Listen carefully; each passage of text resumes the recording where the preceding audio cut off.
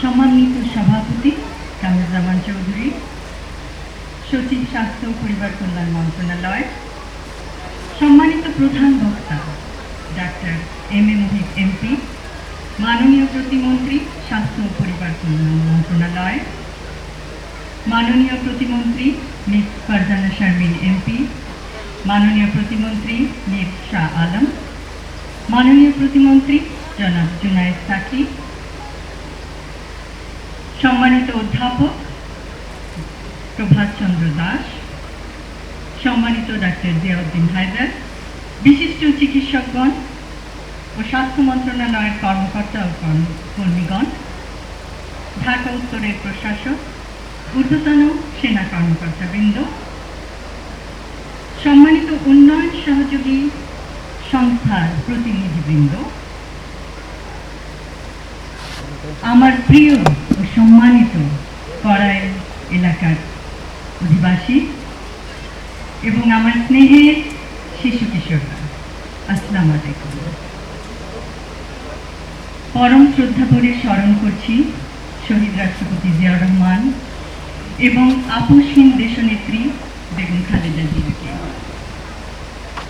শিশুরাই জাতির ভবিষ্যৎ।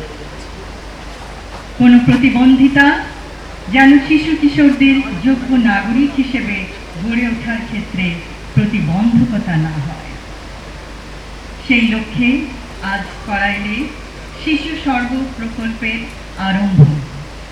আমি এই প্রকল্পের উদ্বোধনী ঘোষণা করছি। বর্তমান সময়ে বিজ্ঞানের সহায়তায় প্রয়োজন সঠিক ও সময়োপযোগী সহযোগিতা। নির্দিষ্ট সময়ে চিকিৎসা প্রদান করে বিশেষভাবে সক্ষম শিশু কিশোরদের সুপ্ত প্রতিভা বিকাশ সম্ভব। শিশু স্বর্গ প্রকল্প শিশু কিশোরদের মায়েদের জন্য সৃষ্টি করবে সাপোর্ট গ্রুপ। আত্মবিশ্বাসী পারবে বিষণ্ণতার অন্ধকার থেকে মা ও শিশুকে উজ্জ্বল স্বাবলম্বী ভবিষ্যতের দিকে এগিয়ে নিতে। প্রতিবন্ধী বান্ধব জাতীয় নাগরিক সেবা গঠনের প্রয়াস।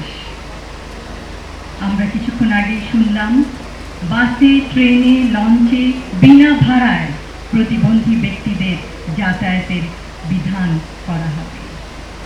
ইনশাআল্লাহ, a disability-friendly national citizen service will pave the way for a better and brighter future for all.